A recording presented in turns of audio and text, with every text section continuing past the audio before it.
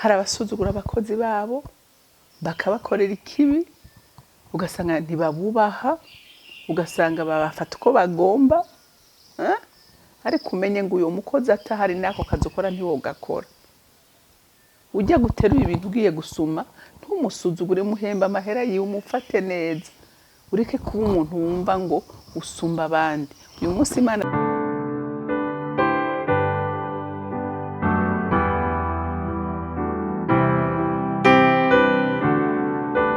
bakunzi bahori Kanani TV n'umunezero kandi gusubira guhura namwe ngo tuganire ijambo ry'Imana numva mfise ishimwe mu mutima wanje numva mfise indirimbo mu mutima wanje yo gushima Imana kuko Imana yacu ni Imana nziza ni Imana idukunda ni Imana itwitwararika reka mbanze ndirimbe imbere yuko nsenga ndacafise impamvu yo kuguhimbaza haracari ishimwe mu mutima wanje uko biri kose ndazi yuko unkunda ubu ni wo mwanya wo kuguhimbaza ubereye gushimwa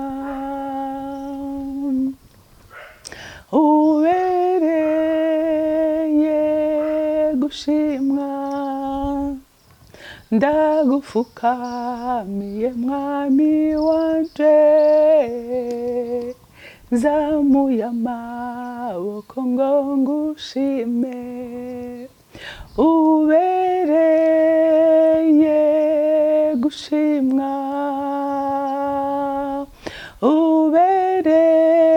ubereye gushimwa ndagufukamiye mwami wanje zamuye amaboko ngo ngushime nta kindi ubereye muremyi w'ijuru n'isi ubereye gushimwa n'abo waremye ubereye kuririmbirwa n'abo wakunze ukemera gutanga umwana wawe umwe w'ikinege wari ufise mu ijuru ukamutanga ku bwabo kugira ngo tubashe kuraga ubugingo budashira iryo nishimwe mwami Imana abana b'abantu dukwiye guhorana mu mitima yacu kuko wadukoreye ibikomeye atawundi yari kubishobora kuko ntitwari kwikura mu maboko ya Satani ariko umwami wacu yaradukuyeyo adukura mu mwiza tumurikishiriza umuco wiwe uyu munsi abamwizeye bose bagendera mu muco wiwe mwami wanje ndagukunda kandi ndagushimira icyo gikorwa cy'icubahiro wakoze wagize neza kudukunda tutabereye twari babi gose twarawo gupfa twarawo gucigwa kwiteka ariko kubw'urukundo rwawe ntiwabyemeye wemeye guhe ubugingo bwawe kugira ngo urokore ubwacu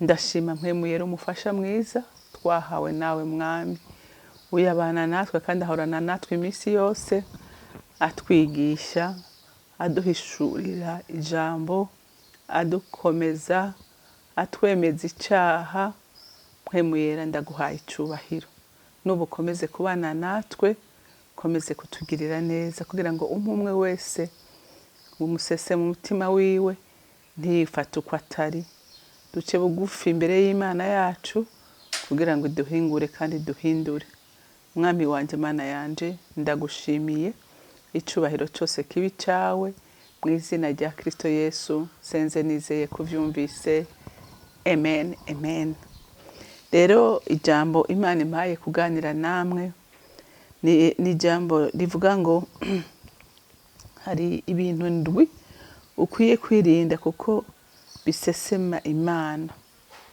ibintu ndwi bisesema Imana ugerageze uvyirinde niba abona hari kimwe canke bibiri canke bitatu ugwane kandi kugwana nta kundi nugusaba inkomezi z'Imana ibwire ngo Mana iki kintu cyarananiye none ndasenze ngo umpe inkomezi zo kukinesha urya abantu b'Imana ikintu yo wacyanse mu mutima uyu munsi wogwa ejo ukavyuka hirya y'ejo ukagwa hirya y'ejo ukavyuka impera n'imperuka uruha kukigendera hejuru mugabo ikintu utaracanka ikintu kigikunda urumva nta na pene y'ukurondera kukivamo. Haleluya. Ariko iyo wamaze kucanka kikaba igiseseme imbere yawe, ego birakugora ariko ugwana utemba uja imbere. Rero Imana igufashe nanje ifashe ibi tugiye kuganira uvyumve kandi ubishire ku mutima. Reka dusome ijambo ry'Imana mu Migani, dusome igice cya gatandatu, igice cya gatandatu duhere ku murongo wa 16 dushikane ku murongo w'icumi, 16 dushikane ku 19. Haravuga ngo ivy'Uhoraho yanka.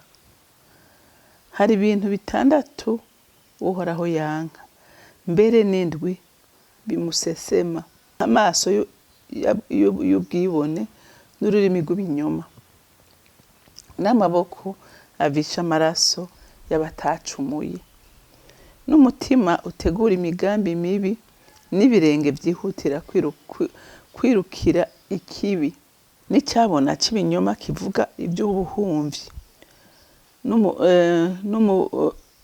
n'uvyura imitongano mu bavukana. Imana idufashe. Mwavyumvise ibintu indwi Imana yanka urunuka. Icambere bona amaso y'ubwibone. Hari abantu vy'ukuri bumva ari bitangaza, bumva umengo bari hejuru y'abantu bose, basuzugura abantu bose. Umva ni waba uzi ko umuntu asuzugurana. Ni ndababwire abantu b'Imana, nasanze nta muntu akwiye gusuzugura uwundi, nta muntu akwiye gusuzugura uwundi, kuko uyu munsi ushobora kuba uruta umuntu ukabona umenga hari icyo umurushije, ariko ejo ugasanga uramukeneye. Ushobora gusuzugura umuntu ngo nuko ari muto canke n'umukene, mugabe Imana ikamugirira neza kandi ugasanga nawe uramukeneye. Jewe mpora mvuga ngo ujya mu maso y'Imana twese turangana, turi complémentaire. Uyu mutata hari nawe hari ivyo agukorera utokwikorera. Hari abasuzugura abakozi babo bakabakorera ikibi, ugasanga ntibabubaha, ugasanga babafata uko bagomba, ariko umenye ngo uyu mukozi atahari nako kazukora ntiwogakora. Ujya guterura ibintu ugiye gusuma, ntumusuzugure, muhemba amahera yiwe, umufate neza, ureke kuba umuntu wumva ngo usumba abandi. Uyu munsi Imana niyo yaba igutije uwo mugisha, uwushimira Imana, ariko ureke gusuzugura abandi. Amaso rero y'ubwibone, kumva wewe uri otopi, ivyo ubireke, ntibibereye abana b'Imana. Ikindi kigira kabiri,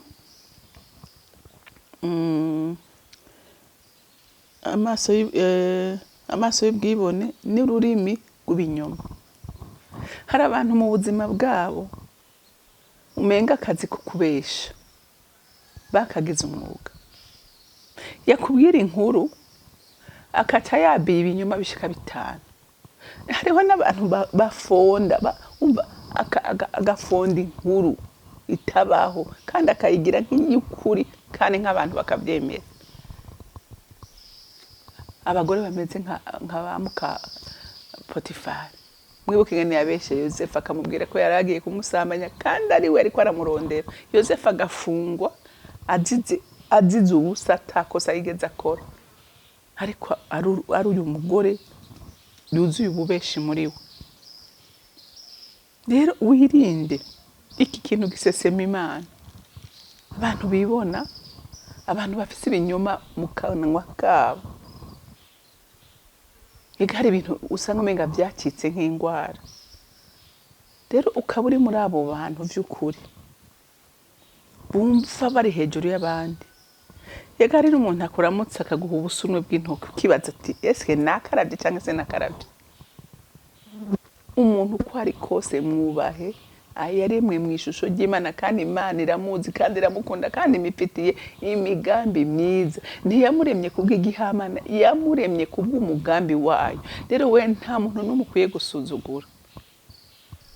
Ubu rero ukaba ufise ururimi rwuzuye ibinyoma unezerwa no kubeshera abandi, ibyo bintu usenga Imana ibigukize, kuko Imana mwumvise na titre y'aya majambo ngo ibyo uhoraho yanga. Haleluya! Ibyo uhoraho adakunda na gato. Ngo n'amaboko avisha amaraso y'abatacumuye.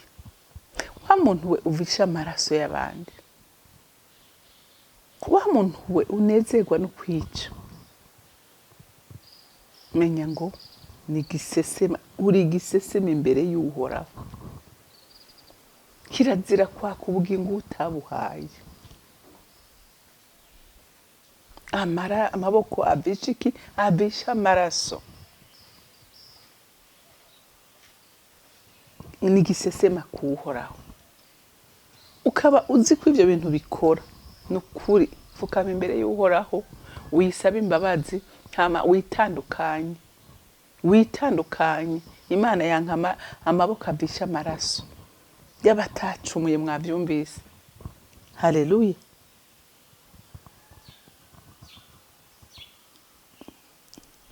Ikigira tumaze kuvuga bitatu, ngo n'umutima utegura imigambi mibi.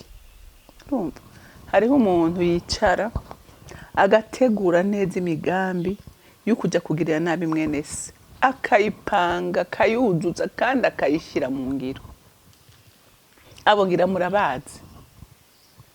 Agavuga ati jewe naka ntegerezwa, hariho n'abavyigamba ngo naka ntegerezwa kumukorera ikibi byanka vyakunda. Umva uri gisesema imbere y'Imana. Imana izogucira urubanza mukwiranya n'icyaha wakoze.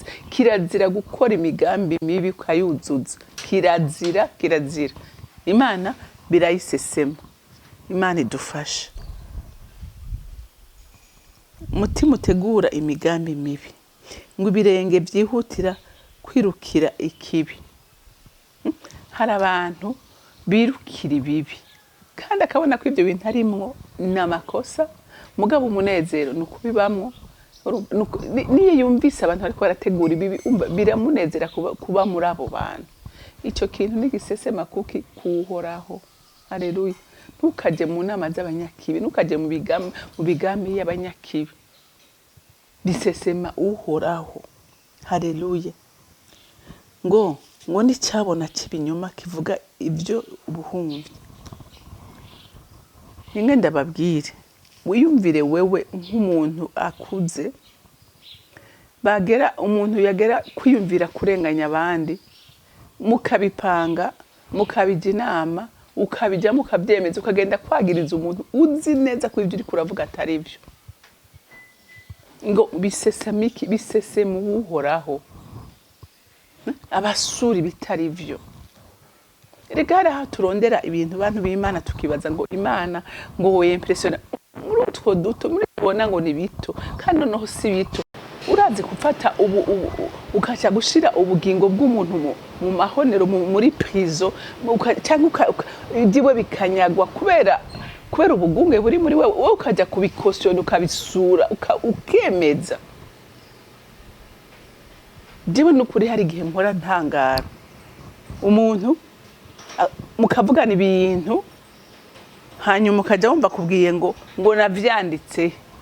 Havuga none ibintu mwaganiriye mwapfunditse aka kanya aravyibagiye, akakwihakana izuba riva, akakwihakana ukamenga nta kintu mwigeze muvugana, ukamenga nta kintu wiyumvira gute? Umutima uri kurababaza imbere y'Imana, wibaza ko Imana ikubona gute?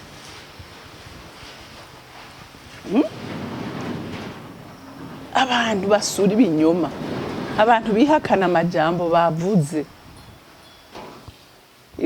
Umuntu gisesema imbere y'iki? Imbere y'uhoraho. Ngo nuvyura imitongano bavukana.